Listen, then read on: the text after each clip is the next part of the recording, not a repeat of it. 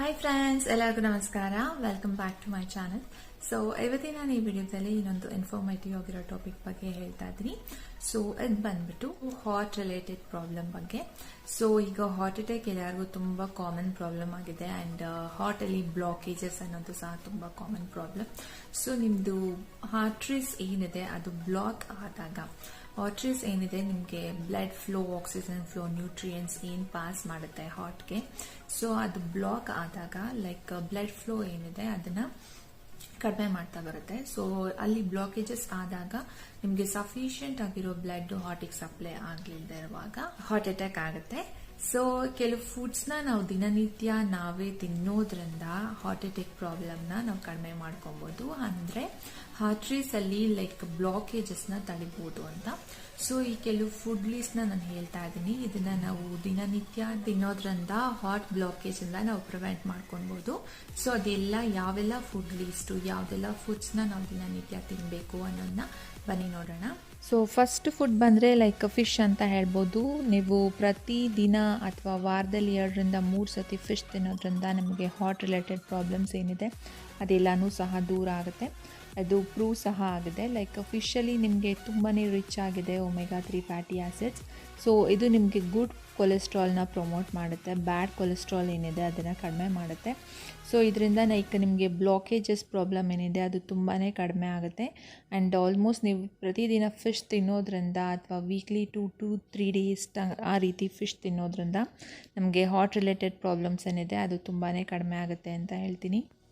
So second food list ಬಂದರೆ citric fruits ಅಂತ ಹೇಳ್ಬೋದು. ನಿಂಬೆಹಣ್ಣು ಆಗಿರ್ಬೋದು, ಲೈಕ್ ಆರೆಂಜಸ್ ಆಗಿರ್ಬೋದು, ಗ್ರೇಪ್ಸ್ ಆಗಿರ್ಬೋದು, ಇದೆಲ್ಲ ಸಿಟ್ರಿಕ್ ಫ್ರೂಟ್ಸ್ನ ನೀವು ಕನ್ಸ್ಯೂಮ್ ಮಾಡೋದ್ರಿಂದ ನಿಮ್ಮದು ಬ್ಲಡ್ ಪ್ರೆಷರ್ನ ಸಹ ಕಡಿಮೆ ಮಾಡುತ್ತೆ ಆ್ಯಂಡ್ ಹಾರ್ಟ್ ಬ್ಲಾಕೇಜಸ್ನ ಸಹ ಕಡಿಮೆ ಮಾಡುತ್ತೆ. ಬಿಕಾಸ್ ಲೈಕ್ ಈ ಫ್ರೂಟ್ಸಲ್ಲಿರೋ ಫೈಬರ್ ರಿಚ್ ಆಗಿರ್ಬೋದು, ಇದರಿಂದ ಸಹ ನಿಮ್ಮದು ಹಾರ್ಟ್ ರಿಲೇಟೆಡ್ ಪ್ರಾಬ್ಲಮ್ಸ್ ಆಗಿರ್ಬೋದು ಅಥವಾ ಬ್ಲಾಕೇಜಸ್ ಆಗಿರ್ಬೋದು ಇದೆಲ್ಲನೂ ಸಹ ಕಡಿಮೆ ಆಗುತ್ತೆ.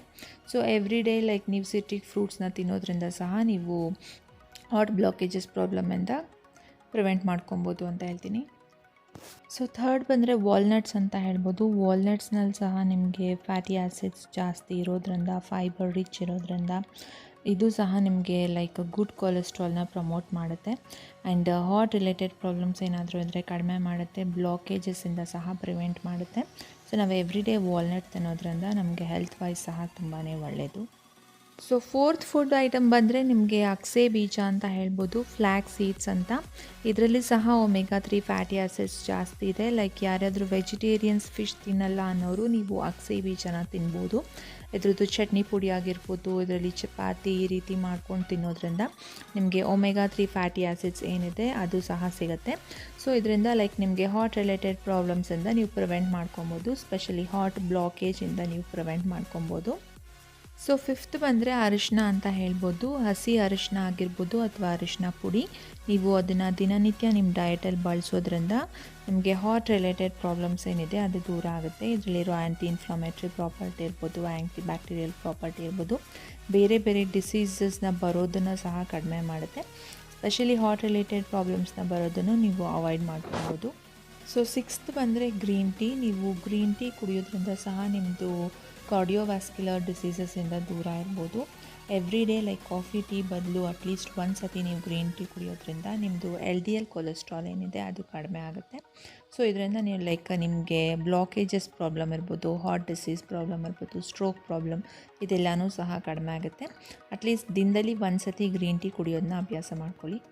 ಸೊ ಸೆವೆಂತ್ ಬಂದರೆ ಸಿನಮನ್. ಸೊ ಚಕ್ಕೆ, ನೀವು ಪ್ರತಿದಿನ ಚಕ್ಕೆ ಬಳಸೋದ್ರಿಂದ ಸಹ ನಿಮಗೆ ಹಾರ್ಟ್ ರಿಲೇಟೆಡ್ ಪ್ರಾಬ್ಲಮ್ಸಿಂದ ನಿಮಗೆ ಪ್ರಿವೆಂಟ್ ಮಾಡ್ಕೊಬೋದು. ಬಿಕಾಸ್ ಇದರಲ್ಲಿರೋ ಆ್ಯಂಟಿ ಇನ್ಫ್ಲಮೇಟ್ರಿ ಪ್ರಾಪರ್ಟಿ ಇರ್ಬೋದು, ಇದರಲ್ಲಿ ರಿಚ್ ಆಗಿರೋ ಆ್ಯಂಟಿ ಆಕ್ಸಿಡೆಂಟ್ಸ್ ಇರ್ಬೋದು, ನಿಮಗೆ ಹಾರ್ಟ್ ಅಟ್ಯಾಕ್ ಪ್ರಾಬ್ಲಮ್ ಅದೇನಿದೆ ರಿಸ್ಕ್ ಅದನ್ನು ಕಡಿಮೆ ಮಾಡುತ್ತೆ ಆ್ಯಂಡ್ ಇದು LDL ಕೊಲೆಸ್ಟ್ರಾಲ್ನ ಸಹ ಕಡಿಮೆ ಮಾಡುತ್ತೆ ಆ್ಯಂಡ್ ಓವರಾಲ್ ಕೊಲೆಸ್ಟ್ರಾಲ್ನ ಸಹ ಕಡಿಮೆ ಮಾಡುತ್ತೆ. ನೀವು ಎವ್ರಿ ಡೇ ಲೈಕ್ ಚಕ್ಕೆ ತಿನ್ನೋದ್ರಿಂದ ಅಥವಾ ಚಕ್ಕೆ ಪುಡಿ ಉಪಯೋಗಿಸೋದ್ರಿಂದ.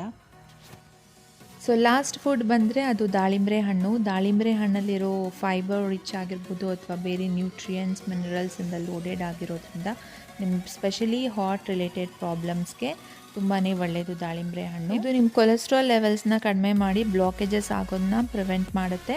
ಸೊ ನೀವು ಎವ್ರಿ ಡೇ ದಾಳಿಂಬೆ ಹಣ್ಣು ತಿನ್ನೋದ್ರಿಂದ ಹಾರ್ಟ್ಗೂ ಸಹ ತುಂಬ ಒಳ್ಳೆಯದು, ಹೆಲ್ತ್ಗೂ ಸಹ ತುಂಬ ಒಳ್ಳೆಯದು. ಸೊ ನೋಡಿದ್ರಲ್ಲ, ಈ ಎಲ್ಲ ಫುಡ್ಸ್ನ ನಾವು ಎವ್ರಿ ಡೇ ತಿಂತಾ ಇರ್ಬೋದು ಅಥವಾ ತಿಂದೇ ಇರ್ಬೋದು. ಯಾರ್ಯಾರು ತಿಂತಾ ಇಲ್ಲ ಅದನ್ನು ಆಲ್ಮೋಸ್ಟ್ ಎಲ್ಲಾನು ಇನ್ಕ್ಲೂಡ್ ಮಾಡ್ಕೊಳ್ಳಿ ಅಂತ ಹೇಳ್ತೀನಿ ನಿಮ್ಮದು ಡೈಲಿ ಡಯೆಟ್ನಲ್ಲಿ. ಸೊ ಈ ರೀತಿ ನಾವು ಈ ಫುಡ್ಸ್ನ ಜಾಸ್ತಿ ತಿನ್ನೋದ್ರಿಂದ ನಾವು ಹಾರ್ಟ್ ಅಟ್ಯಾಕಿಂದ ನಾವು ಪ್ರಿವೆಂಟ್ ಮಾಡ್ಕೊಳ್ಬೋದು.